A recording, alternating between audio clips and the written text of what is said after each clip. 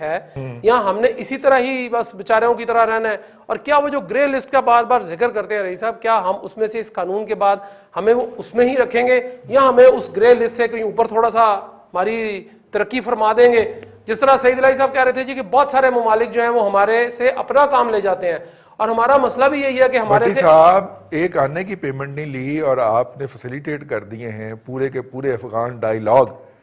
اور وہ F A T F کی چھڑی کی بدولت ہی کی ہیں صاحب۔ ابھی تو دیکھیں نا آج یہ جو بل انہوں نے پاس کیا ہے، سر جو سوچنے والی وہ یہ ہے کہ آپ نے آپ کے جو سوری میں کاٹ رہا ہوں صاحب کو، لیکن جو آپ کے ایگزسٹنگ قوانین ہیں نا وہ ایف اے ٹی ایف کی شرائط کو نہیں میٹ کر رہے تھے۔ اس کا مطلب ہے آپ کو ایڈیشنل لا میکنگ کرنی ہے، اور وہ کیوں کرنی ہے؟ کیونکہ جو ایشیا پیسیفک گروپ کے اندر جو آپ نے پریزنٹیشن دی ہیں اور اس سے پہلے جو آپ نے چیز یہ کی ہیں وہ انہوں نے مانی ہے کہ یہ چیزیں آپ نے کر لی ہیں۔ یہ تبھی پاکستان جو ہے وہ کسی طریقے سے ٹلٹ نہیں کیا، دو اس کے پولیٹیکل ریزنز بھی ہیں، مطلب بہت سارے پولیٹیکل زیادہ ہیں، 80% پولیٹیکل، ایک کوئرسیو ٹیکنالوجی ہے وہ ہے، ایٹیچیوڈ ہے جو گورنمنٹ کی جو دنیا کی طاقتوں نے اپلائی کیا، لیکن بہرحال وہ غریب کا بچہ کرے گا کیا؟ ہاں ظاہر ہے کہ انڈیا نے لابنگ کی ہے، ہمیں کم از کم اقدامات تو کر لینے چاہیے۔ ہمارے دوست جو ہیں وہ ترکی، ملائیشیا اور چائنا جو تھے، ان کے ساتھ چوتھا دوست سعودی عرب کھڑا نہیں ہوا۔ اگر وہ کھڑا ہو جاتا یا یو اے ای کھڑا ہو جاتا تو ہم گرے لسٹ میں سے نکل آتے۔ ان کے اوپر امریکہ نے دباؤ ڈالا کہ جناب آپ نے پاکستان کے حق میں ووٹ نہیں دینا، کیونکہ امریکہ جو تھا وہ ہم سے کروانا چاہ رہا تھا۔ اب تو یہ ساری چیزیں چھپ گئی سر، میں تو بالکل صحیح چھپا ہوا پڑھ کے عرض کر رہا ہوں۔ تو اس کا مطلب ہے کہ پاکستان کا گرے لسٹ میں رہنا کوئرسیو میئر ہے، پولیٹیکل گین کے لیے کیا جا رہا ہے، اس میں کوئی ٹیکنیکل مسائل نہیں ہے۔ اور اگر وہ مذاکرات کامیاب نہ ہوئے ملا برادر کے بھٹی صاحب اس کے ساتھ عبداللہ کے ساتھ، تو ہم یہی بیٹھے ہیں پھر جتنی مرضی قانون سازیاں تصویر کا میں نے آپ کو ذکر بتایا تھا کہ اس میں ایک تصویر آئی تھی بڑی اچھی کہ وہ بندہ جو ایک طالبان رہنما ہے وہ جوتے اتار کے سیٹ پہ چوکڑی مار کے بیٹھ گیا تھا۔ ہم تو پہلے بھی چوکڑی مار کے یا بیٹھے ہوئے ہیں، تو ہم نے بات یہ جی کہ طالبان سے ہم دعا کرتے ہیں جی کہ وہ کسی بھی طرح سے کامیاب ہو جائیں، جو کہ اس میں ہمارا ہی فائدہ ہے۔ ٹھیک ہے، چوکڑی مار کے بیٹھنے کا مطلب یہ ہے کہ انہیں کوئی جلدی نہیں ہے جانے کی۔ جی جی جی۔ روس میں مذاکرات ہوئے جی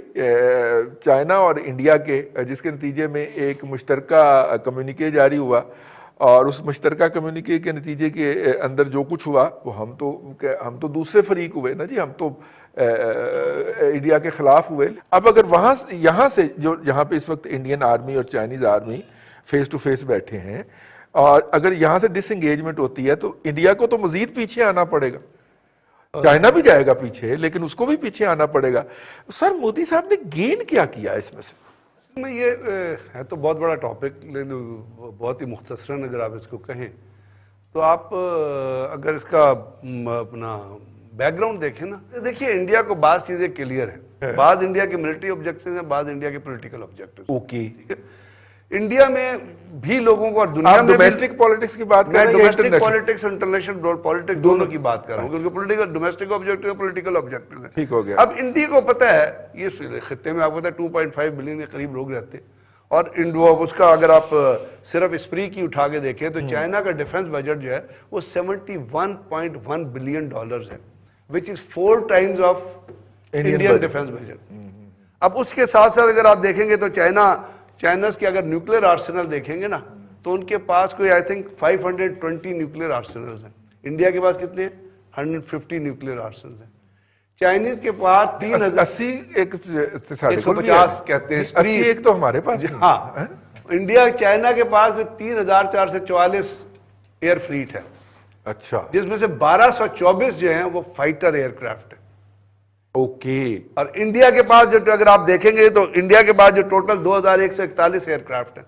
اس کے اندر 528 فائٹر ایئر کرافٹ ہیں، اور اس میں بھی میگ 21، اور اس میں بھی اور اچھا آپ کو میں ایک چیز بتانا بھول گیا، لوگوں کو نہیں پتا شاید،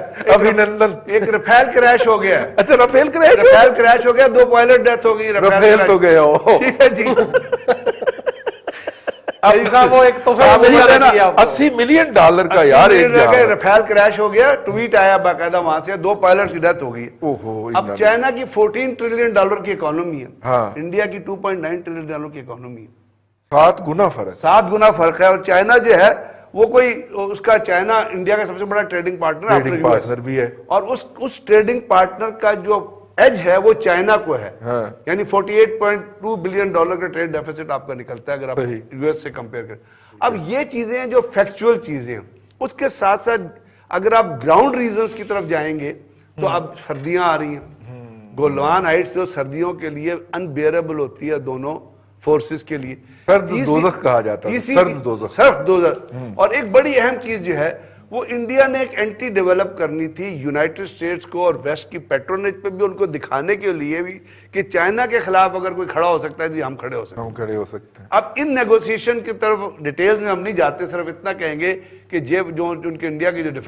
فورن سیکرٹری ہیں وہ چائنا کے اندر ایمبیسڈر رہے ہیں، جے پرکاش، وہ چائنا بیجنگ میں ایمبیسڈر، اور ان کی اپنی نیگوسیشنز نے بھی، اور انڈیا کے جو پولیٹیکل آبجیکٹیو جو اس وقت چائنیز کہتے ہیں کہ میں نے آپ کو کہا نا if you can't win them you join them، تو انڈیا نے تو یہ چیز کو فیکچول ریزنز پہ بھی اور گراؤنڈ ریزنز پہ بھی اس چیز کو ایکسیپٹ کیا کہ جہاں پہنچ گئے اس سے اگر آپ آگے جاتے ہیں تو یہ دونوں کے درمیان اگر کسی قسم کی بھی جنگ ہوتی ہے وہ لمیٹڈ نہیں رہے گی۔ پھر اگر اس کا اسکوپ بڑھتا ہے تو اس وقت آپ نے دیکھیے چائنا کا جو اپنے نیبرز کے ساتھ بھی اور دنیا میں بہت ساری طاقتوں کے ساتھ معاشی انٹرسٹ وابستہ ہے۔ افغانستان میں بھی آپ کو پتا ان کا کتنا بڑا معاشی انٹرسٹ، نیپال ان کو جوائن کر رہا ہے، بھوٹان ان کو جوائن کر رہا ہے، جہاں انڈیا کے اپنی تمام بارڈر ریجن کے اندر جو تعلقات جو ہیں وہ آپ کو پتہ ہی ہے کتنا خراب ہے۔ پھر کووڈ جو بڑھ رہا ہے اور کووڈ جس